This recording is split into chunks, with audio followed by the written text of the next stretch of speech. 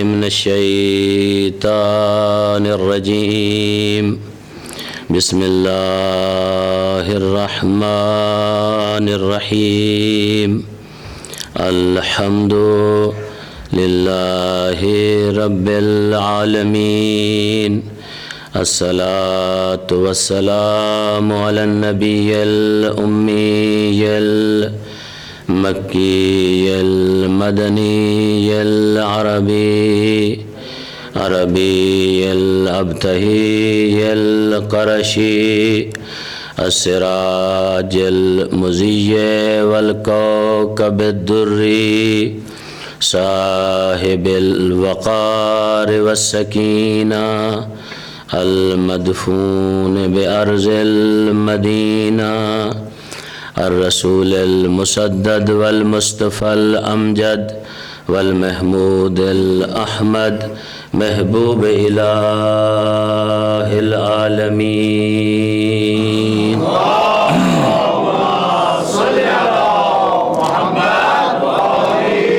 الذي كان المعراج سفره والبراق مركبه وسدرة المنتهى منزله وقاب قوسين أو أدنى مقامه وقال كنت نبيا وآدم بين الماء والطين.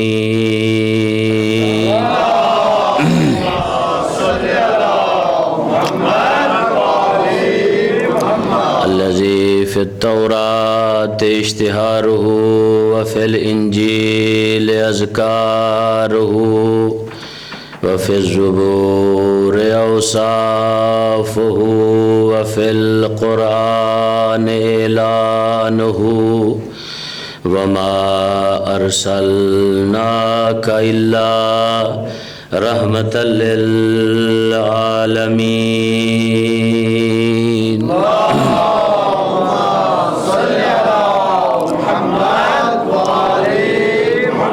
أما بعد فقد قال الله سبحانه وتعالى في كتابه المجيد وفرقانه الحميد وقوله الحق وهو أصدق القائلين. بسم الله الرحمن الرحيم. يا أيها الذين آمنوا من يرتد منكم عن دينه فسوف يأتي الله بقوم يحبهم ويحبونه أذلة على المؤمنين وأعزة على الكافرين يجاهدون في سبيل الله ولا يخافون لومة لائم ذلك فضل الله يؤتيه من يشاء والله واسع عليم. إنما وليكم الله ورسوله والذين آمنوا الذين يقيمون الصلاة ويؤتون الزكاة وهم راكعون. صلوات پڑھیں بلند آواز سے.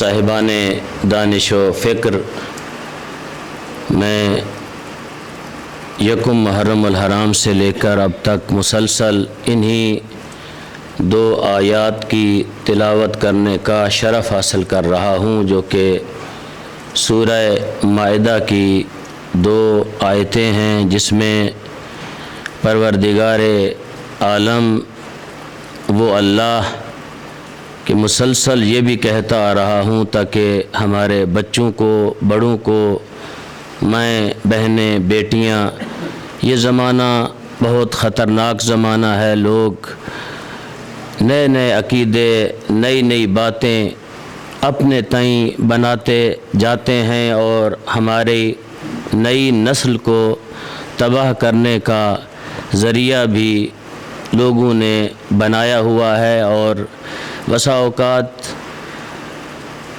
میں سوچتا ہوں کہ کبھی کبھی ہم اتنے اپنے ان معیارات سے گر جاتے ہیں کہ اپنی جیب سے پیسہ دے کے اپنے دین کو خراب کرتے ہیں. خود پیسہ دیتے ہیں اور دین بھی ہمارا جو آتا ہے وہ خراب کر کے چلا جاتا ہے. تو مسلسل کہے جا رہا ہوں وہ اللہ جس کو کسی سے مشورے کرنے کی ضرورت نہیں. اللہ کسی کو اپنا مشیر بھی نہیں بناتا. چہ جائے کہ مجھے اور آپ کو مشیر بنائے، خاتم الانبیاء سردار انبیاء کو بھی مشیر نہیں بنایا اللہ نے. اللہ کو کسی کو مشیر بنانے کی ضرورت ہی نہیں ہے. اللہ جو کام کرتا ہے اپنی قدرت کاملہ سے کرتا ہے، اور جس کو جو درجہ عطا کرتا ہے خالق، وہ اپنی قدرت تامہ سے عطا کرتا ہے. وہ کسی سے پوچھ کے نہ کسی کو درجہ دیتا ہے، نہ کسی سے پوچھ کر کسی کا درجہ کم کرتا ہے. جو بندہ جس لائق ہو اس کو وہی درجہ عطا کرتا ہے. ایک بندہ ایسا ہے کہ جس کی لیاقت یہ ہے کہ اس کو نبوت مل جائے تو اس کو نبوت دے دیتا ہے. ایک بندہ ایسا ہے جس کے اندر یہ لیاقت ہے کہ اس کو امامت ملے تو وہ امامت عطا کر دیتا ہے. ایک بندہ ایسا ہے کہ جس کی لیاقت یہ ہے کہ وہ سردار انبیاء بن جائے تو اسے مصطفیٰ کی شکل ملاتا ہے. اللہم صلی علی محمد وآل محمد. وہ پروردگار اپنی مقدس کتاب میں ارشاد فرما رہا ہے، یا ایھا الذین آمنوا، اے ایمان والو. توجہ کریں گے تو انشاءاللہ مسلسل پڑھے جا رہا ہوں. کچھ لوگ نئے ہیں ان کو بھی پتہ چل جائے کہ فقط ایمان پہ بندے کو گھمنڈ نہیں ہونا چاہیے، ناز نہیں ہونا چاہیے. ایمان کے ساتھ عمل بھی ضروری ہے. اگر مومن نام کا ہو تو اس کی کوئی حیثیت نہیں جب تک عمل نہ ہو. یہ آیت ہمیں بتاتی ہے. کیا یا ایھا الذین آمنوا، خالق فرماتا ہے اے ایمان والو، من یرتد منکم عن دینہ، جو بھی تم میں سے اپنے دین سے پھر جائے. اے ایمان والو، جو بھی تم میں سے اپنے دین سے پھر جائے، فسوف یأتی اللہ بقوم، اللہ کے لیے یہ کوئی بڑی بات نہیں، تمہاری جگہ پہ ایک اور قوم کو لے کے آئے گا. یحبہم ویحبونہ، اللہ سے وہ محبت کرتی ہوگی، اللہ اس سے محبت کرتا ہوگا.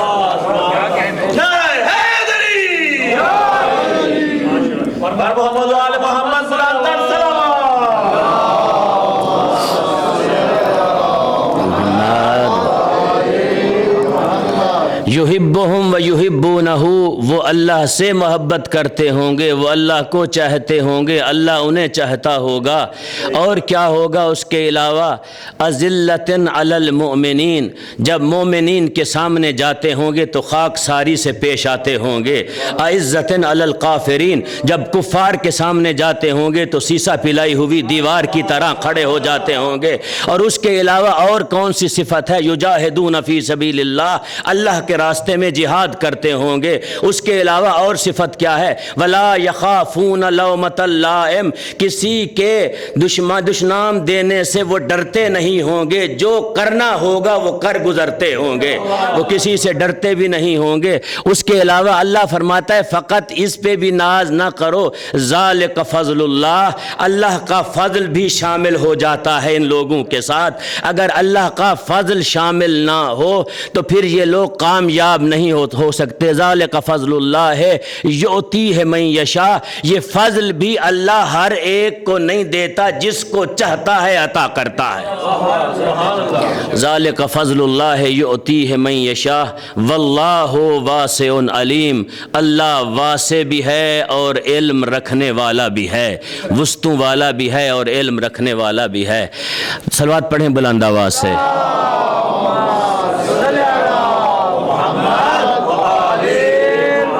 دوسری آیت میں فرمایا انما ولیکم اللہ ورسولہ والذین آمنوا الذین، تمہارا ولی اللہ ہے، رسول ہے، اور وہ لوگ جو کیا ہیں ایمان لائے ہیں، والذین آمنوا الذین یقیمون الصلاۃ، جو نماز کو قائم کرتے ہیں، ویؤتون الزکاۃ، جو زکوٰۃ دیتے ہیں، ہم فیہا راکعون، جب وہ رکوع میں ہوتے ہیں تو وہ زکوٰۃ عطا کرتے ہیں۔ موضوع میرا سیرت امیر المومنین علی ابن ابی طالب ہے۔ آج ہم ایک دو مرحلے آگے جائیں گے۔ کل ہم نے اس کا اختتام کیا تھا، شیب ابی طالب تک ہم پہنچے تھے، آج ہم شیب ابی طالب سے آگے جائیں گے۔ کچھ درمیان میں مشکل باتیں بھی آئیں گی، ہو سکتا ہے آپ کے زیادہ دلچسپی کا باعث نہ بنے، کیونکہ مومنین ظاہر ہے جب کوئی خطیب، مولانا یا شاعر اپنا کلام پیش کرتا ہے یا کچھ مومنین تک پہنچانے کی کوشش کرتا ہے، اگر من و ان جو کتاب میں لکھا ہوا ہے اس کو پڑھ دے تو شاید ٹس سے مس بھی نہ ہوں۔ وہ اپنے تئیں اس کی ترتیب سیٹنگ کرتا ہے، آپ تک پہنچاتا ہے، اور کچھ الفاظ ایسے ہوتے ہیں شاعری میں بھی اور خطابت میں بھی جو مشکل ترین الفاظ ہوتے ہیں، وہاں لوگ شاید ان کو جلدی اپنے ذہنوں میں جگہ نہیں دے سکتے۔ ہو سکتا ہے کہ پہلے مرحلے میں آپ کے لیے مشکل پیش آئے، اور مجھے کوئی اتنا زیادہ وہ پریشانی بھی نہیں ہوتی اور نہ ہوگی، اس لیے میں نے سوچا ہوا ہے کہ میں امیر المومنین کی سیرت کے کچھ پہلو آپ تک پہنچا سکوں، تاکہ آپ کو پتہ چلے کہ علی نے کون کون سے کمالات اور کون کون سی قربانیاں اور کون کون سی صفات میرے آقا علی میں موجود تھی۔ کل بھی میں نے عرض کیا اور مسلسل عرض کرتا آ رہا ہوں کہ میرے آقا علی نے یہ ساری چیزیں جو فضائل جو سیرت نگاروں نے لکھی ہے، امیر المومنین نے خود سے بھی بیان کی ہے، اس سیرت کو لوگوں تک پہنچایا ہے۔ کہاں مسجد نبوی میں جب وہ وقت آیا میرے آقا علی پہ مشکل کا، تو حضرت نے لوگوں کے سامنے صحابہ کرام کی موجودگی میں یہ کھول کے بتایا تم میں اور مجھ میں فرق کیا ہے، میں کون ہوں اور تم کون ہو، تم کہاں کھڑے تھے اور میں کہاں کھڑا تھا، جب پیغمبر کی حمایت کا وقت آیا تو میں کہاں تھا اور تم کہاں تھے۔ ان امتیازات میں سے ایک امتیاز میرے آقا علی نے یہ بتایا، دیکھو کہ جب میرے مصطفیٰ پہ مشکل وقت آیا، قریش نے محاصرہ کر دیا، پابندیاں لگا دی میرے مصطفیٰ پہ، تو تم سارے اپنے گھروں میں آرام کر رہے تھے، میں مصطفیٰ کے ساتھ تھا۔ تم سارے اپنے گھروں میں تھے، میں مصطفیٰ کے ساتھ تھا۔ شیب ابی طالب میں، شیب ابی طالب آپ نے یہ نام سنا ہے، شیب ابی طالب، ہو سکتا ہے بعض لوگ مطالعہ دان بھی ہوں، ان کو پتہ بھی ہو شیب ابی طالب کے معانی کیا ہیں، یہ شیب ابی طالب ہے کیا شے۔ شیب ابی طالب ایک پہاڑ تھا جو کہ مکہ سے تھوڑا دور تھا، اس میں ایک درہ تھا پہاڑ میں، اس کا نام تھا شیب ابی طالب۔ میں کہتا ہوں کیا عظمت ہے ابو طالب تیری، کیا مقام ہے ابو طالب تیرا، خالق نے ازل سے اس پہاڑ کا نام شیب ابی طالب رکھ دیا تھا۔ خالق نے ازل سے اس پہاڑ کا نام شیب ابی طالب رکھ دیا تھا، کیوں نہ رکھتا، وہ علیم بھی تھا عالم بھی تھا، وہ سب چیزوں کو جانتا تھا، اسے پتا تھا کہ اس جگہ پہ میرے مصطفیٰ نے آ کے قیام کرنا ہے، اس جگہ پہ مرتضیٰ نے آ کے قیام کرنا ہے، اس جگہ پہ ابو طالب نے آ کے قیام کرنا ہے، کیوں نہ اس کا نام محسن اسلام کے نام پہ رکھ دوں، ابو طالب کے نام پہ اس کا نام رکھ دوں۔ اس جگہ پہ جا کے قیام کیا، 2.5 اور پونے 3 سال، بعض روایتوں میں ہے کہ 3 سال تک میرا مصطفیٰ اس پہاڑ کے دامن میں قیام کیے رہا اور پورے پہاڑ کے ارد گرد محاصرہ رہا، اقتصادی بھی محاصرہ تھا اور سوشل بائیکاٹ بھی میرے آقا مصطفیٰ سے تھا۔ فقط مصطفیٰ سے نہیں تھا، جو لوگ ابو طالب کو ان کے ساتھ کھڑا کرنے کی کوشش کرتے ہیں، میں کہتا ہوں اگر ابو طالب مشرک ہوتا تو ان کے ساتھ کھڑا ہوتا، مصطفیٰ کے ساتھ بیٹھا ہوا نظر نہ آتا، وہاں کھڑا ہوتا، مصطفیٰ کے ساتھ بیٹھا ہوا نظر نہ آتا، تو پتہ چلا مشرک نہیں تھا، مومن تھا، مصطفیٰ کے ساتھ بیٹھا ہوا نظر آیا میرا ابو طالب۔ تو 3 سال کا یہ عرصہ شیب ابی طالب میں گزارنے کے بعد اللہ نے میرے مصطفیٰ کو خبر دی، جو مواحدہ انہوں نے لکھا تھا، خالق نے دیمک کو مسلط کیا، اس مواحدے کو چاٹ گئی دیمک۔ میرے آقا مصطفیٰ نے خبر دی، جاؤ ابو طالب سے کہا چچا جاؤ ان مشرکین سے کہو تمہارا معاہدہ کہاں ہے، لے کے آؤ جو تم نے لکھا تھا۔ جب یہ خبر دی تو ابو طالب کے ذہن میں یہ فکر آئی تھوڑی سی، سوچا ہو سکتا ہے جاؤں وہ معاہدہ لکھا ہوا پڑھا ہو جو مصطفیٰ کہہ رہا ہے معاہدہ نہیں ہے۔ تو ابو طالب نے جب اپنے ذہن میں یہ بات لے کے آیا تو میرے مصطفیٰ نے چچا کا ذہن پڑھا، دیکھ کر کہا ابو طالب سے چچا میری اس بات میں شک نہ کرو، مجھے اس نے خبر دی ہے جس نے مجھے نبی بنا کے بھیجا ہے۔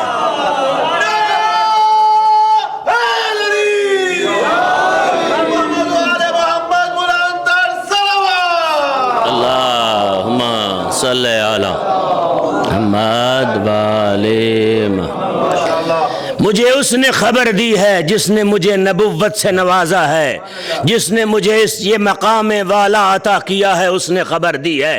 اب ابو طالب بڑے اطمینان سے چلے گئے مشرکین مکہ کے پاس، ان بڑے بڑے ابوؤں کے پاس گئے، جا کر کہا لاؤ وہ معاہدہ کہاں ہے تمہارا معاہدہ۔ انہوں نے دیکھ کر کہا ابو طالب یہ کون سی بات کر رہا ہے؟ کہا تمہارے معاہدے کو دیمک نے چاٹ ڈالا ہے، تمہارا معاہدہ ختم ہو گیا ہے۔ وہ دیکھ کے کہتے ہیں ابو طالب اگر ایسا ہوا تو ہم یہ جو ہم نے پابندی لگائی ہے ہم اس کو اٹھا لیں گے، اگر ایسا نہ ہوا تو محمد ہمارے حوالے کرو گے۔ میں کہتا ہوں ابو طالب کو اتنا اطمینان تھا محمد کے قول پر، کہا تم تو یہ کہتے ہو محمد حوالے کریں گے، میں علی کو بھی تمہارے حوالے کر دوں گا۔ تم اللہ اکبر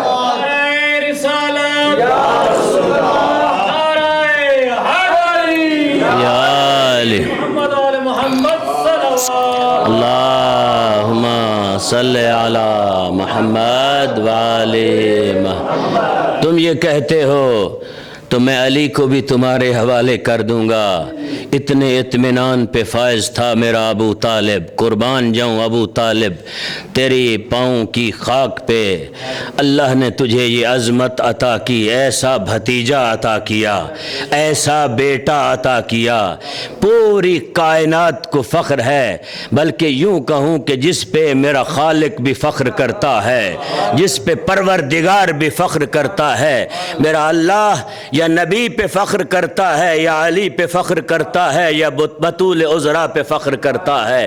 جب یہ کہا کھولا گیا اس تحریر کو تو تحریر موجود نہیں تھی، اس کے مد مقابل ایک اور تحریر بھی تھی جس کو وہاں رکھا گیا تھا، جس پہ ایک قصیدہ لکھا گیا تھا جس کو آپ اپنی نماز میں پڑھتے ہو۔ وہ قصیدہ کیا تھا؟ بسم اللہ الرحمن الرحیم۔ وہ ان کی حقانیت کی دلیل تھی مشرکین مکہ کی، یہ تحریر میرے مصطفیٰ کی حقانیت کی دلیل تھی۔ وہ قصیدہ کیا تھا؟ انا اعطیناک الکوثر فصلی لربک وانحر ان شانئک ھو الابتر۔ جب اس تحریر کو کھولا گیا تو وہ تحریر دیمک چاٹ چکی تھی، جب اس تحریر کو کھولا گیا تو یہ تحریر اسی طرح نورانی تھی جس طرح پہلے دن نورانی تھی۔ نعرہ تکبیر، اللہ اکبر، نعرہ رسالت یا رسول اللہ۔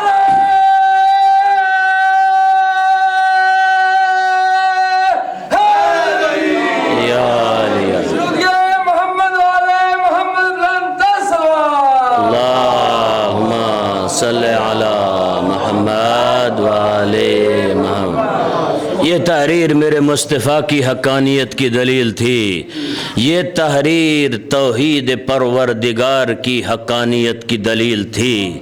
یوں کہوں کہ یہ تحریر خاندان ابو طالب کی حقانیت کی نشانی تھی۔ اس تحریر کو خالق نے باقی رکھا۔ اب ایک مرحلہ آگے جاتے ہیں، شیب ابی طالب کی اور بہت ساری باتیں ہیں، سب کو سمیٹتے ہوئے چھوڑتے ہوئے ایک مرحلہ آگے جاتے ہیں۔ اب جب شیب ابی طالب کا یہ معاشرہ ختم ہوا تو پھر حالات ایسے ہو گئے، کیونکہ حضرت ابو طالب یہاں رہنے سے نحیف پڑ گئے، کمزور ہو گئے، تو چند دن بعد محسن اسلام کا انتقال ہو جاتا ہے۔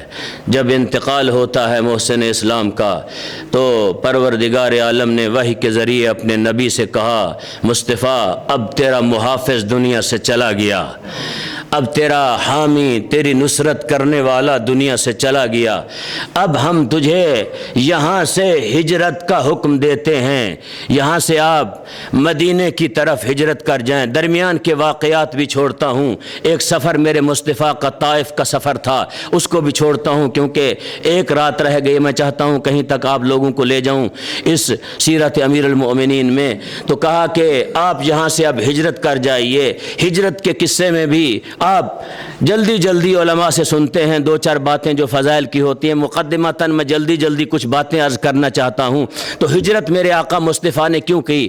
اب مشرکین مکہ نے جب کچھ نہ بن پایا، تحریریں دیمک چاٹ گئی، ان کی سب تعبیریں ختم ہو گئیں۔ اب مشرکین مکہ نے دیکھا کہ یہ مصطفیٰ اپنی تبلیغ سے باز نہیں آتا، ہمارے ہاتھ میں آنے والا نہیں ہے، تو اب انہوں نے میٹنگ کی، سب قبائل کو جمع کیا، ہر قبیلے سے ایک ایک بندے کو منتخب کیا، منتخب کرنے کے بعد یہ طے کیا کہ سارے قبائل ایک دم جا کے مصطفیٰ پہ حملہ کر دیں گے اور معاذ اللہ حضرت کا خاتمہ کر دیں گے، حضرت محمد مصطفیٰ کا۔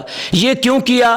یہ بھی اس بڑے شیطان کی کارستانی تھی ابو لہب کی، اس لیے کیا یہ نہ ہو کہ اگر ہم مار دیں تو پھر ہم سے اکیلے سے بدلہ لینا آسان ہو جائے گا، اگر ہر قبیلے کا بندہ ہو تو پھر علی کسی ایک قبیلے سے تو بدلہ لے نہیں سکتے، سارے قبائل موجود ہیں۔ تو یہ وہ ابو لہب نہیں جانتا تھا، یہ تیری تعبیریں ہیں، خالق بھی اپنی تعبیر لے کے بیٹھا ہوا ہے، اللہ بھی اپنی تعبیر لے کے بیٹھا ہوا ہے۔ خالق کائنات نے اس سارے ماجرے کو اپنے مصطفیٰ کو ذکر کیا کہ یہ بڑے جو ابو ہیں اکٹھے ہو کے میٹنگ کر چکے ہیں، یہ تیرا خاتمہ کرنا چاہتے ہیں۔ اب ایک جملہ دینا چاہتا ہوں آپ کو جو میرے آقا علی نے مسجد نبوی میں بیٹھ کر صحابہ کرام سے کہا کہ اس سے بڑی فضیلت کیا ہو سکتی ہے؟ میں وہ ہوں جس کو پیغمبر نے جس کا انتخاب کیا شب ہجرت، سارے لوگوں کو چھوڑ کر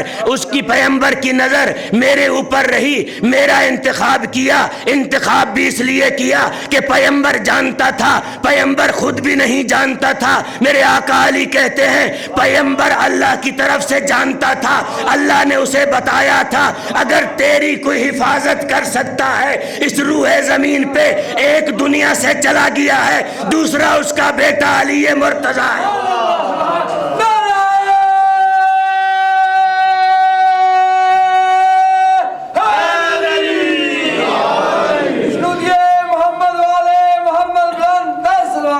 اللہم صلی علی محمد وآلہ۔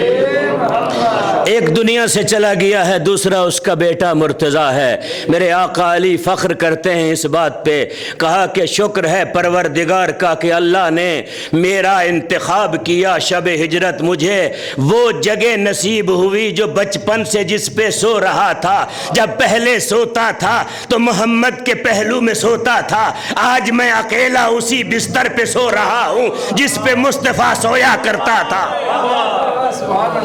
یہ خالق کائنات کا حسن انتخاب تھا۔ میرے آقا علی نے فرمایا اب پیغمبر کو حکم ہوا علی کو اپنی جگہ پہ سلا دو اور تم ہجرت کر جاؤ۔ دوستو مصطفیٰ نے یہ نہیں کیا کہ چھپ کے چلا جائے کہ علی کو اپنی جگہ پہ سلا دے کہیں اور سے چلا جائے، نہیں، وہیں سے گیا۔ باہر مشرکین کھڑے ہوئے تھے، پیغمبر وہیں سے نکلا۔ یہ معجزہ ہے میرے مصطفیٰ کا جو خالق نے عطا کیا۔ علی کو اپنے بستر پہ جب سلانے لگے تو میرے آقا علی نے ایک سوال کیا، کہا اللہ کے رسول میرے سو جانے سے آپ کی جان بچ جائے گی؟ پیغمبر نے کہا یا علی تیرے سو جانے سے میری جان بچ جائے گی۔ جب یہ جملہ علی ابن ابی طالب نے سنا تو مفتی صاحب لکھتے ہیں علی ابن ابی طالب نے سب سے پہلا سجدہ شکر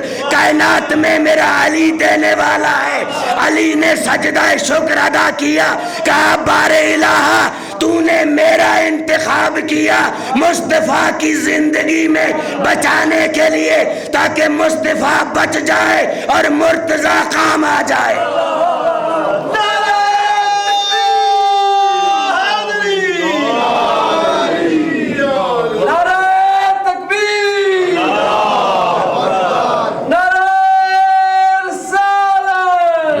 رسول اللہ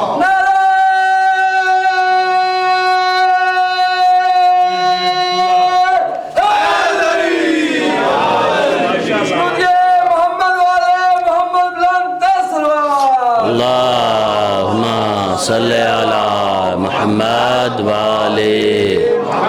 سجدہ شکر ادا کیا۔ مورخین لکھتے ہیں یہ کائنات میں پہلا سجدہ شکر تھا۔ اس کے بعد خالق نے مصطفیٰ سے کہا کہ اپنی امت سے کہہ دو علی کی اس سنت کو ساری امت اپنا لے، نماز ہر نماز کے بعد سجدہ شکر ادا کیا کرو۔ یہ جو سجدہ شکر ادا کرتے ہو یہ کس نے دیا؟ میرے آقا علی فرماتے ہیں یہ اعزاز بھی مجھے حاصل ہے۔ میں علی ہوں جس نے کائنات کو سجدہ شکر عطا کیا، سجدہ شکر دیا۔ علی ابن ابی طالب نے پہلا سجدہ شکر کیا۔ شکر وہاں کیا جاتا ہے جہاں نعمت مل جائے اور جہاں انسان کی زندگی خطرے میں ہو۔ نگری صاحب وہاں شکر نہیں کیا جا سکتا۔ تو یہ کیسا شخص ہے علی، یہ کیسا اللہ کا بندہ ہے علی کہ وہاں سجدہ شکر ادا کر رہا ہے جہاں زندگی خطرے میں ہے۔ تو اے علی ابن ابی طالب سے پوچھتے ہیں یا علی یہ کون سا سجدہ شکر ہے؟ زندگی خطرے میں ہے اور سجدہ شکر ادا کر رہے ہو۔ آواز علی آئے گی اس سے بڑی نعمت عظمی کیا ہو سکتی ہے؟ میری جان چلی جائے میرا مصطفیٰ بچ جائے۔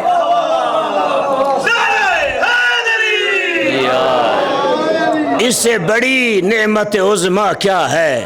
کہا میں وہ ہوں جس نے مصطفیٰ کی زندگی کو تحفظ دیا۔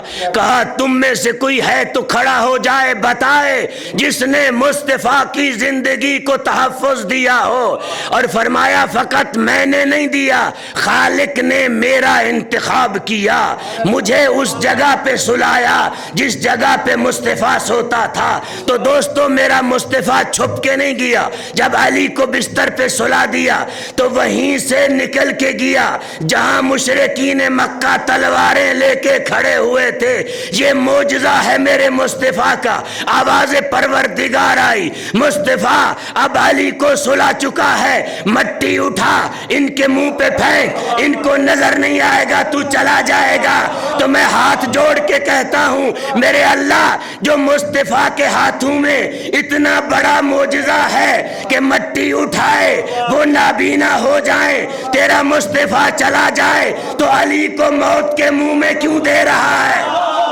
علی کو موت کے منہ میں کیوں دے رہا ہے؟ علی کو کیوں سلا رہا ہے؟ پھر علی کو بھی ساتھ بھیج دیتا، آواز پروردگار آئے گی۔ آج تو میں علی کے فضائل بتانا چاہتا ہوں، دنیا والوں کو دکھانا چاہتا ہوں کہ کائنات میں ایک ہی تو ہستی ہے جس کے اتنے فضائل ہیں۔ آواز پروردگار آئے گی، فقط دنیا والوں کو نہیں، آسمان کی مخلوق کو بھی بتانا چاہتا ہوں، اپنی معصوم مخلوق کو بھی خبر دینا چاہتا ہوں۔ اگر دنیا میں کوئی پیغمبر کے بعد فضائل کا مالک ہے تو وہ علی ابن ابی طالب ہے۔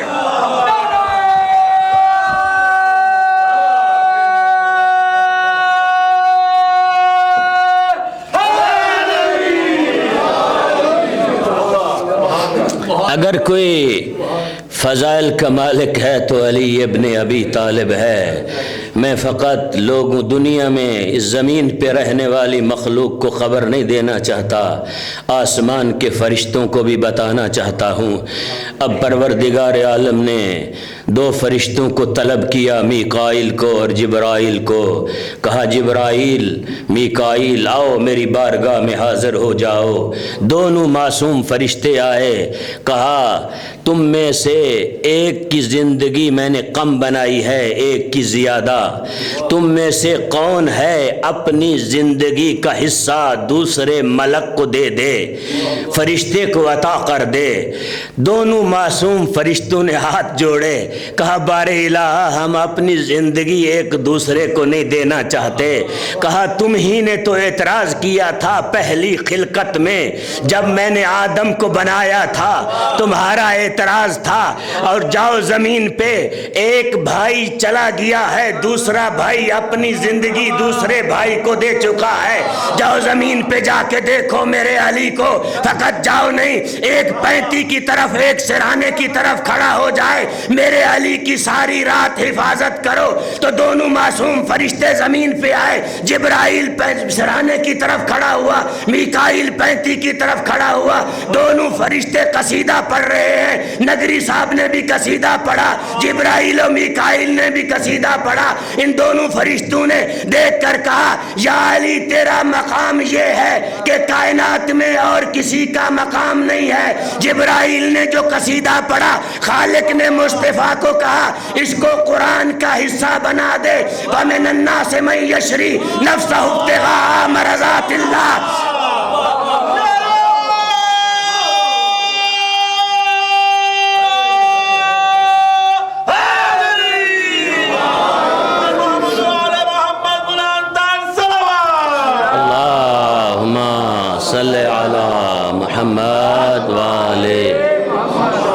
وَمِنَ النَّاسِ مَن يَشْرِي نَفْسَهُ ابْتِغَاءَ مَرْضَاتِ اللَّهِ۔ فرمایا کہ لوگوں میں سے کچھ ایسے لوگ ہیں جو اپنی جان کو بیچ دیتے ہیں۔ بیچنے کے بعد کرتے کیا ہیں؟ کچھ دن پہلے آیت اللہ واعظی یہاں تشریف لائے تھے تو میں نے اپنا موضوع ڈسکس کیا ان کے ساتھ۔ میں نے کہا آغا میرا موضوع سیرت امیر المؤمنین ہے، میری رہنمائی کیجئے گا۔ انہوں نے فرمایا یہ آیت ایسی ہے کہ امیر المؤمنین جہاں بھی کوئی اپنے فضائل ظاہر کریں یہ آیت وہاں فٹ ہو جاتی ہے۔ وَمِنَ النَّاسِ مَن يَشْرِي نَفْسَهُ ابْتِغَاءَ مَرْضَاتِ اللَّهِ۔ اگر علی جنگ میں ہو تو مرضی خدا وہاں ہوتی ہے، اگر علی گھر میں ہو تو مرضی خدا وہاں ہوتی ہے، اگر علی رسول کے بستر پہ ہو تو مرضی خدا وہاں ہوتی ہے، اگر علی نبی کے ساتھ ہو تو مرضی خدا وہاں ہوتی ہے، اگر علی نبی کے کاندھوں پہ سوار ہو جائے تو مرضی خدا وہاں ہوتی ہے، اگر علی ابن ابی طالب پیغمبر کے کہنے پہ بڑے بڑے ابوؤں کو زیر کر دے تو مرضی خدا وہاں ہوتی ہے۔ نعرہ تکبیر، نعرہ رسالت، یا رسول اللہ۔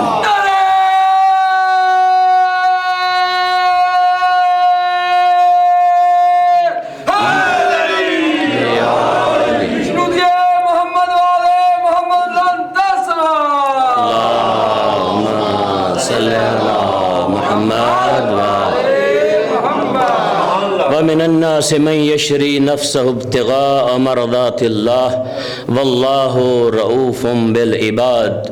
فرمایا لوگوں میں سے کچھ ایسے ہیں جو اپنی زندگیاں بیچ دیتے ہیں، زندگی بیچ کے رضائے خدا کو خرید لیتے ہیں. میرے آقا علی نے مسجد نبوی میں صحابہ سے کہا کیا تم میں سے کوئی ایسا ہے تو کھڑے ہو کے بتائے جو مرضی خدا ہو. وہ اس کائنات میں مصطفیٰ کے بعد میں رضائے خدا ہوں. میری مرضی اس کی مرضی ہے، اس کی مرضی میری مرضی ہے.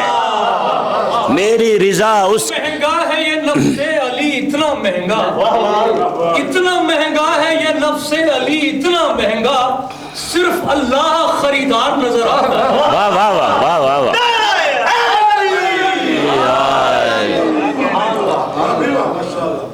تو فرماتے ہیں کہ مجھ جیسا کوئی اگر ہے تو بتاؤ جس کے پاس رضائے خدا ہو. مولانا اظہر حسن زیدی اللہ ان کے درجات بلند کرے، ان کا ایک جملہ ہے، وہ فرمایا کرتے تھے جب علی سو گئے بستر مصطفیٰ پہ سو گئے تو پھر آواز پروردگار آئی، سونے والو اپنی نیند بیچو گے.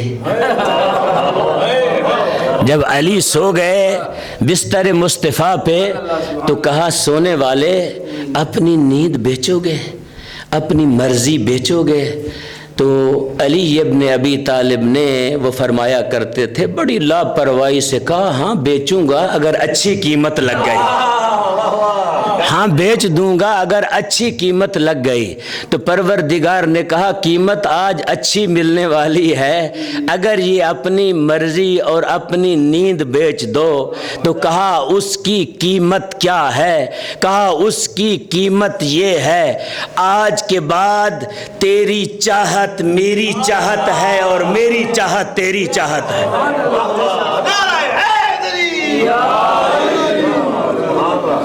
اب میرا مصطفیٰ چلا گیا، علی بستر مصطفیٰ پہ سو گیا. ایک مرحلہ آگے جاتے ہیں، سو گیا. یہ مشرکین ان کو مصطفیٰ کے جانے کی خبر نہ ہوئی، ساری رات کھڑے رہے، ساری رات کھڑے رہے. مشرک تھے. کل بھی میں نے ایک بات کی تھی، کچھ باتیں ایسی ہیں، یہ دور ایسا دور ہے جن کو ہم کیونکہ پہلے زمانے میں جب علماء کرام اور خطبہ باتیں کیا کرتے تھے تو وہ دور ایسا تھا جس دور میں تو ایک طالب علم ہوں، میں عالم بھی نہیں ہوں. تو وہ دور ایسا تھا جس زمانے میں سوشل میڈیا بھی نہیں تھا، یہ کیمرے بھی نہیں تھے. یہ ایسی چیز ہیں، یہ حضرت اسرائیل ہے، یہ کھڑا ہے، یہ ساری چیزیں ریکارڈ ہو رہی ہیں. ایک غلط لفظ بھی بول دیا جائے تو اس کے اندر ہوگا، آپ بعد میں پکڑ سکتے ہیں. تو اس زمانے میں کھل کھلا کے لوگ بول دیتے تھے تو لوگ پھر سمجھ جاتے تھے. اب آپ لوگوں کو بعض باتیں آپ لوگوں کو سمجھنی ہوتی ہیں، ہمیں کہنی ہوتی ہیں، آپ لوگوں کو ان باتوں کو سمجھنا ہوتا ہے. تو دوستو میں عرض کر رہا تھا مشرکین مکہ ساری رات باہر کھڑے رہے. مشرک تھے لیکن یہ پاس تھا کہ رات کو حملہ نہ کیا جائے. مشرک تھے، یہ پاس تھا کہ رات کو حملہ نہ کیا جائے، صبح ہوگی حملہ کریں گے. رات کو مشرکین نے بھی یہ گوارا نہ کیا کہ مصطفیٰ کے گھر پہ حملہ کیا جائے. صبح ہوگی تو ہم حملہ کریں گے. ساری رات کھڑے رہے. صبح ہوئی، اندر داخل ہوئے. اندر جو ہی داخل ہوئے، آج ہی میں نے دیکھا ایک تاریخ کی کتاب میں کہ جو ہی داخل ہوئے ساری رات میرا علی اطمینان سے سویا رہا. اور تاریخیں یہ کہتی ہیں کہ پیغمبر سے قد میں بھی امیر المؤمنین تھوڑے کم تھے، چھوٹے تھے، لیکن کیا قدرت کا یہ نظام تھا، خالق نے اسی بستر پہ سلا دیا. تو اس رات علی ابن ابی طالب کا قد بھی اتنا لگنے لگا جتنا مصطفیٰ کا تھا، چادر بھی ایسے لگنے لگی جیسے میرے مصطفیٰ کی تھی. جب صبح ہوئی، جب یہ اندر داخل ہوئے کہ ہم ایک دم سارے حملہ کریں گے، تو مورخین لکھتے ہیں وہ سبز چادر جو مصطفیٰ मुर्तज़ा की थी, जो मुर्तज़ा ने ओढ़ी हुई थी, मुर्तज़ा ने अपने चेहरे से हटाई। जब इन्होंने चेहरा मुर्तज़ा को देखा, मुअर्रिख लिखते हैं इनके चेहरे मुरझा गए। मुस्तफ़ा को ना देख के, मुर्तज़ा को देख के इनके चेहरे मुरझा गए। देख के कहते हैं, या अली, मुस्तफ़ा कहाँ है? मेरे आका अली ने बड़ी बेनियाजी से कहा, क्या मेरे हवाले किया था जो मुझसे पूछते हो मुस्तफ़ा कहाँ है?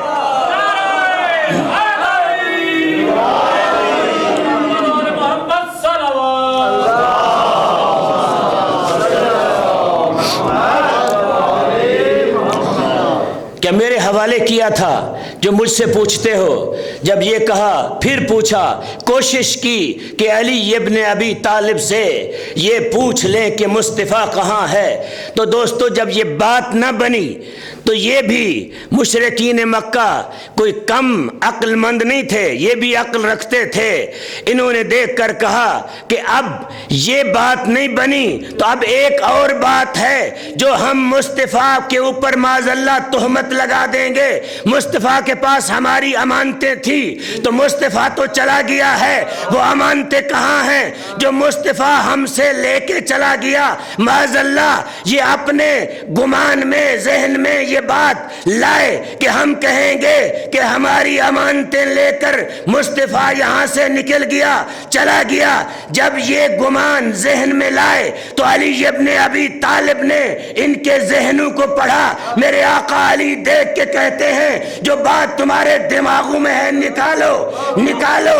अगर ना निकाली तो अली इब्न अबी तालिब निकालेगा, अली बताएगा जो बात आपके जहनों में है। इन्होंने कहा, अगर इतना पढ़ लिया है तो फिर बता ही दो।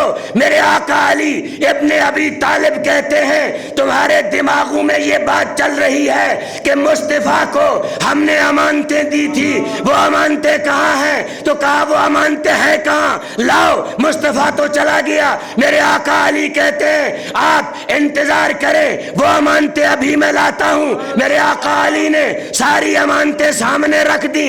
अब इनके जहन में और बात आई कि अमानतें तो हमने मुस्तफ़ा को दी हैं, मुर्तज़ा को नहीं दी। हम कहेंगे ये अमानतें थोड़ी हैं जो तुम दे रहे हो, हमारी अमानतें ज्यादा थी। जब ये बात आई, मेरे आका अली इब्न अबी तालिब ने कहा, अली को पहचानो, अली को जानो, अली की मारिफत हासिल करो। जो अली तुम्हारे दिमागों में बैठी हुई बात को जानता है, वो अली अमानतों पे भी कंट्रोल रखता है।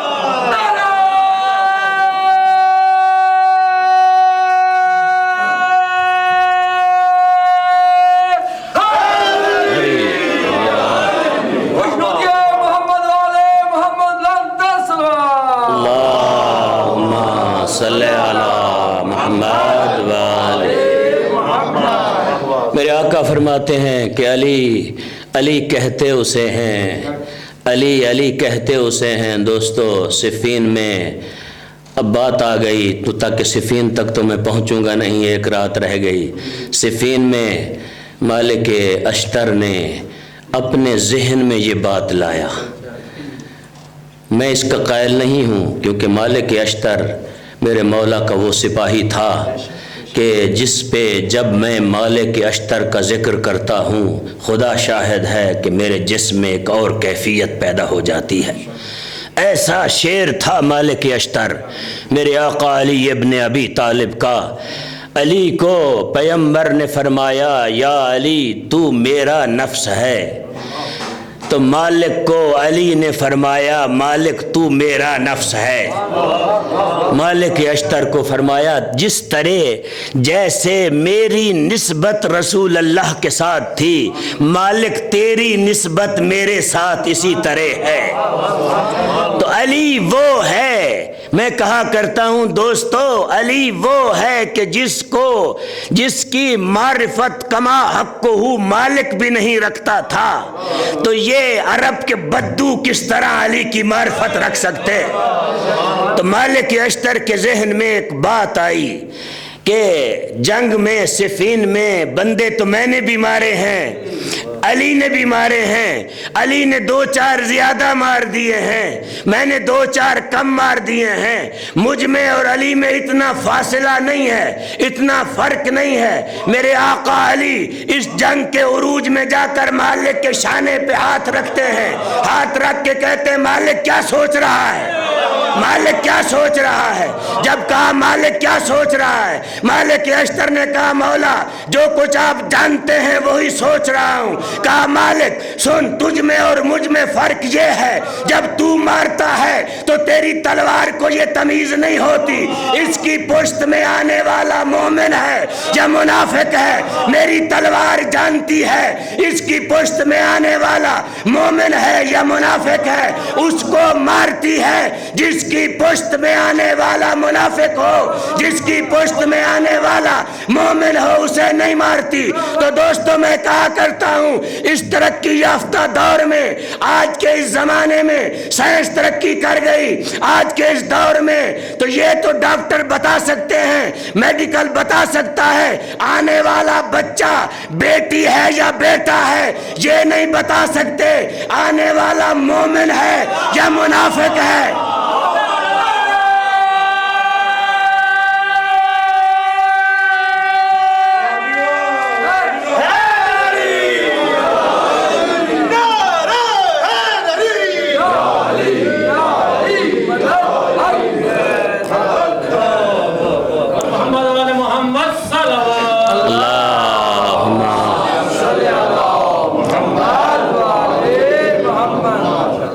تو یہ کمالات میرے آقا علی کے پاس تھے۔ یہ علی جانتا تھا کہ علی ابن ابی طالب کوئی عام شخصیت نہیں، علی امام امت ہے، علی وہ ہے جو کائنات میں وہ اختیارات رکھتا ہے مصطفیٰ کے بعد اور کوئی نہیں رکھتا۔ تو ان مشرکین نے کہا یا علی یہ امانتیں کم ہیں، ہماری زیادہ تھیں۔ میرے آقا علی نے کہا اب پھر میں امانتوں سے کہوں گا، بولیں گی یہ کس کی ہے اور یہ کس کی ہے، یہ بتائیں گی کہ یہ کس کی ہے اور یہ کس کی ہے۔ تو امانتیں بولیں یہ کس کی ہے اور یہ کس کی ہے۔ انشاءاللہ زندگی رہی تو کل رات جیسے عزیزم نے ابھی آغاز میں اعلان کیا ہے کہ کل رات مجلس ہم اس عزاداری جو مسلسل ہو رہی ہے، کیونکہ ہم نے پہلے دن سے طے کیا تھا کہ 2 شب جو آخری ہوں گی یہاں کھانا بٹھا کے کھلایا جائے گا۔ پہلے ہم کھانا کھلائیں گے مومنین کو نظر امام حسین علیہ السلام، اور پھر 7:30 بجے مجلس عزا کا آغاز ہوگا، اور نماز مغربین کے بعد انشاءاللہ مجلس شروع، پھر درمیان میں نماز ہوگی، شروع رہے گی، اور پھر ماتمداری اور اعمال شب عاشور ہوں گے انشاءاللہ۔ تو آپ لوگ انشاءاللہ وقت پہ تشریف لائیے گا اور اس سارے پروگرام میں شریک آپ لوگ ہوئیے گا۔ بس عزادارو، مسلسل میں یہ کہتا آ رہا ہوں کہ خانوادہ ابو طالب وہ خاندان ہے جس کی قربانیاں، جس کا احسان اسلام پہ، دین پہ اتنا زیادہ ہے کہ جس کا آپ کوئی اندازہ نہیں لگا سکتے۔ یہ کربلا ساری پال کے ابو طالب نے دی۔ آپ اگر کربلا کے شہداء کی وہ فہرست دیکھیں تو اس کے اندر زیادہ قربانیاں حضرت ابو طالب کے بچوں کی ہیں۔ آج میں ابو طالب کے اس بچے کا تذکرہ کرنے جا رہا ہوں، وہ بچہ جو ہم شکل پیمبر تھا، جو خلق میں، خلق میں، گفتار میں، رفتار میں مصطفیٰ تھا، چلتا تھا تو مصطفیٰ کی طرح چلتا تھا، بولتا تھا تو مصطفیٰ کی طرح بولتا تھا، اور اگر یہ بچہ خاندان ابو طالب کا اگر کسی سے کلام کرتا تو مصطفیٰ کی طرح کرتا. جب میرے آقا مصطفیٰ کی زیارت کا اشتیاق ہوتا لوگوں کو تو حسین سے درخواست کرتے کہ ہم اکبر کی زیارت کرنا چاہتے ہیں. عزادارو، گریہ کرنے والوں، رونے والوں، محرم کے تھوڑے دن رہ گئے ہیں. ذاکر، مولانا، شاعر یہ پڑھنے کے لیے بہانہ ہوتے ہیں، ورنہ کسی ذاکر کا کمال نہیں. یہ اللہ نے اثر رکھا ہے حسین کے اس ناحق خون میں جو کربلا میں بہا. آج کئی سو سال گزرنے کے بعد پتہ ایسے چلتا ہے آج بھی یہ خون تازہ ہے. حسین کا یہ وہ بیٹا ہے، یہ عظیم بیٹا ہے جو بے موسم پھل بھی باپ سے مانگتا تو باپ جنت سے منگوا دیتا. یہ وہ عظیم بیٹا ہے میرے آقا حسین کا کہ ایک دفعہ کا واقعہ ہے کہ میرے آقا حسین کے اس فرزند علی اکبر نے کہا بابا میرا جی چاہ رہا ہے کہ میں جنت کے پھل میرے لیے منگوائے جائیں. تو میرے آقا حسین نے التجا کی بارگاہ پروردگار میں، بار الہ میرا بیٹا چاہتا ہے، یہ میرا بیٹا تیرے نبی مصطفیٰ کی شکل کا ہے، یہ میرا بیٹا وہ ہے جب مجھے نانا محمد کی زیارت کا شوق ہوتا ہے تو میں اس بیٹے کی زیارت کرتا ہوں. تو راوی کہتا ہے ابھی تھوڑی دیر نہ گزری تھی جو گھر میں ستون لگا ہوا تھا میرے آقا حسین کے، پتہ ایسے چلا کہ تازہ پھل اس ستون میں ظاہر ہوئے. حسین نے توڑ کے اکبر کو دیے، اکبر نے تناول فرمائے. عزادارو، یہ وہ بیٹا تھا میرے آقا حسین کا. جب میرے آقا حسین کو اپنے نانا کی زیارت کا شوق پیدا ہوتا تو اکبر کے جھولے کے قریب جاتے، جا کے اکبر کے رخساروں کا بوسہ دیتے.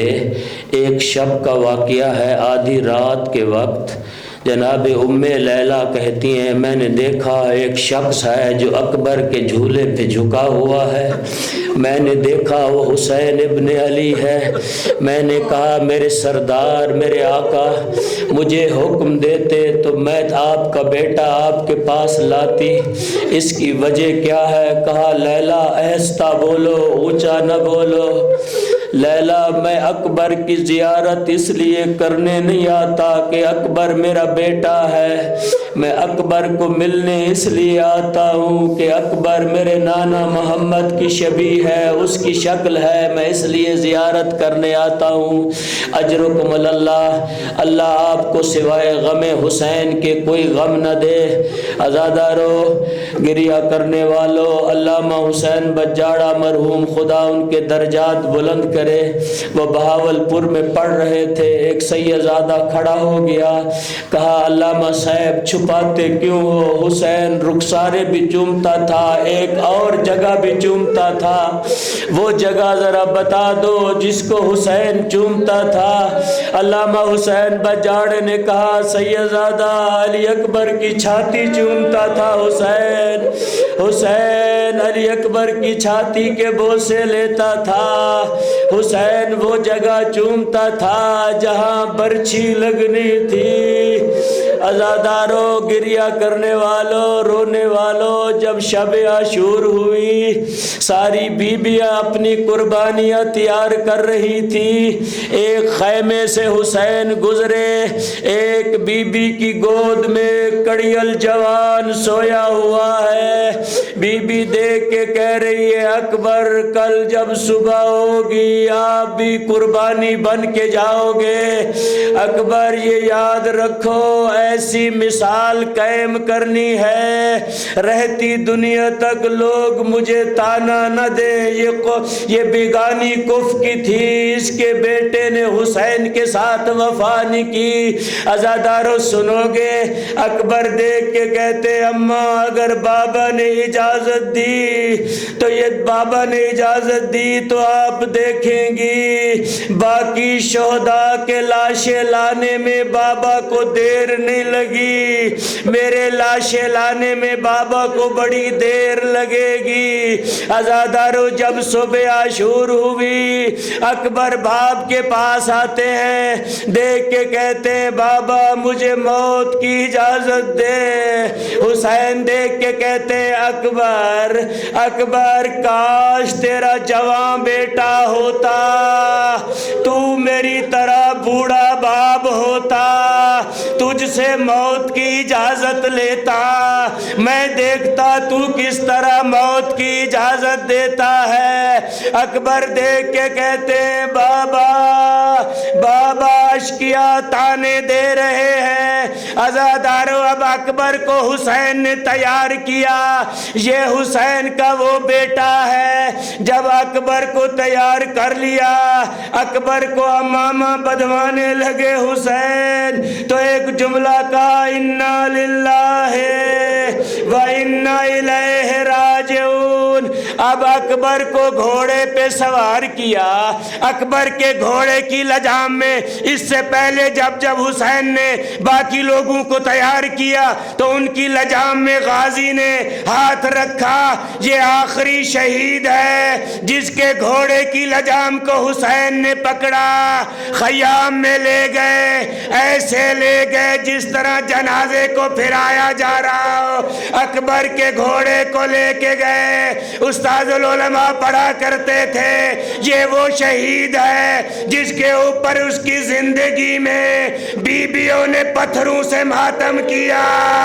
زینب نے کہا واہ محمدہ واہ علیہ واہ حسنہ واہ حسینہ۔ عزادارو اب اکبر چلا، جب جانے لگا یہ وہ شہید ہے، اس کے کئی ودے پڑھے گئے۔ جب جانے لگا ایک خیمے کا پردہ اٹھا، اکبر ذرا واپس آؤ۔ اکبر واپس آئے، ایک 4 سال کی بچی قریب آئی، دیکھ کر کہا بھیا اکبر اپنا پاؤں ذرا رکاب سے نکالو۔ رکاب سے نکالا، بوسہ دے کے کہتی ہے اکبر یہ بہن کا بوسہ ہے۔ اب اکبر چلا، جب جانے لگا اب فضا نے بلایا اکبر واپس آؤ۔ اکبر کہتے ہیں اماں فضا مجھے میدان میں جانے دو۔ فضا دیکھ کے کہتی ہے اکبر میں یہ نہیں کہتی واپس آؤ، میں ایک قنات کا پردہ اٹھاتی ہوں، ذرا دیکھو۔ اکبر نے کیا دیکھا، ایک ضعیف ہے عصا کے سہارے پہ چلتا ہوا آ رہا ہے۔ اکبر گھوڑے سے اترے، قریب آئے، سجاد کو گلے لگایا، کہا بھیا بھیا کیوں بلایا؟ کہا اکبر اپنا لباس مجھے دو، میرا لباس تم پہنو، میں میدان میں جاتا ہوں۔ سنو گے اکبر نے کیا کہا؟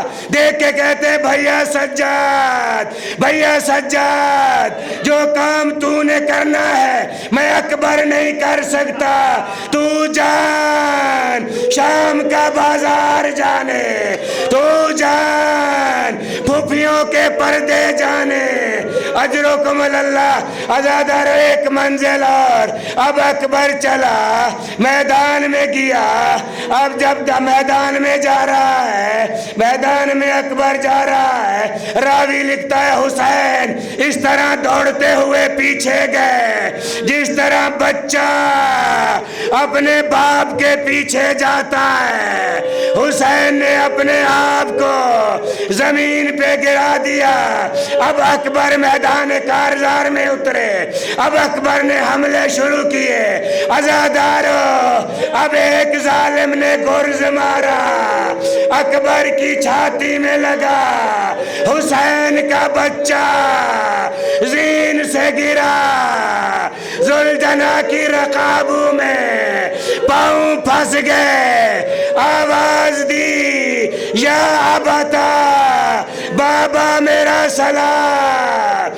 اب سنو گے، حسین سے اٹھا نہیں گیا، حسین ایسے گیا جس طرح چھوٹا بچہ گھٹنیوں کے بل، کونیوں کے بل جاتا ہے۔ اب اکبر کے لاشے پہ پہنچا، جب اکبر کے لاشے پہ پہنچا دیکھا ایک بی بی پہلے سے موجود ہے۔ کہا یہ بی بی کون ہے؟ بی بی زینب نے دیکھ کر کہا حسین تیری بہن زینب ہے، مجھے خطرہ تھا، جوان بیٹا ہے، تو لاشے پہ آئے گا، تیرا انتقال نہ ہو جائے۔ حسین نے زینب کو خیمے پہنچایا۔ اب اکبر کے سرانے آیا، اکبر کے جب سرانے آیا اکبر نے دیکھ کر کہا بابا جس ظالم نے برچھی ماری ہے اس نے کہا ہے میں دیکھنا چاہتا ہوں تیرا بابا کتنا صابر ہے، تیرے سینے سے برچھی کا پھل نکالتا ہے۔ عزادارو سنو گے، اب حسین نے انبیاء کو آواز دی، کہا دادا ابراہیم، دادا اسماعیل آؤ، کربلا کی دھرتی پہ حسین کو دیکھو، آؤ ذرا حسین کا امتحان دیکھو۔ جب حسین نے اکبر کے سینے پہ ہاتھ رکھا، برچھی کو ہلایا، کربلا کی زمین کانپی، اکبر کے سینے سے برچھی نکالی، برچھی کے ساتھ جوان کا کلیجہ بہر آیا۔ عزادارو اب حسین میں طاقت نہیں رہی، حسین کا یہ پیارا بیٹا تھا، عزادارو طاقت نہیں رہی۔ حسین نے بچوں کو آواز دی، ابا کے دامن سے بلایا، بچوں آؤ، اکبر مجھ سے نہیں اٹھایا جاتا۔ اکبر کو خیمے میں لے گیا۔ اب جب خیمے میں لے گیا بی بی ام لیلہ کو بلایا۔ سنو گے اب لیلہ کیا کر رہی تھی؟ اپنے خیمے میں کبھی دائیں ہاتھ مارتی، کبھی بائیں ہاتھ مارتی۔ بی بی زینب نے کلائی پکڑی، لیلہ کیا ہو گیا؟ دیکھ کے کہتی ہے میری بینائی چلی گئی، میری آنکھوں کا نور چلا گیا، مجھے پکڑ کے اکبر کے لاشے پہ لے جاؤ۔ اب لیلہ کو اکبر کے لاشے پہ لایا گیا۔ بی بی لیلہ جب اکبر کے لاشے پہ آئی، عزادارو بی بی نے کہا حسین تو بھی پشت کر جا، زینب تو بھی پشت کر جا، رقیہ و کلثوم تم بھی پشت کر جاؤ۔ جب بیویوں نے پشت کی، لیلہ نے اپنے سفید بال کھولے، اکبر کے سینے پہ رکھ دیے۔ جب رکھے کربلا کی زمین کو زلزلہ آیا، حسین نے دیکھا، کہا لیلہ یہ کیا کر رہی ہو؟ بی بی نے کہا حسین میں گواہ بن رہی ہوں قیامت کے دن میں تیرے نانا کو دکھاؤں گی، میرے اکبر کے ساتھ لے آؤ جوان کا جنازہ۔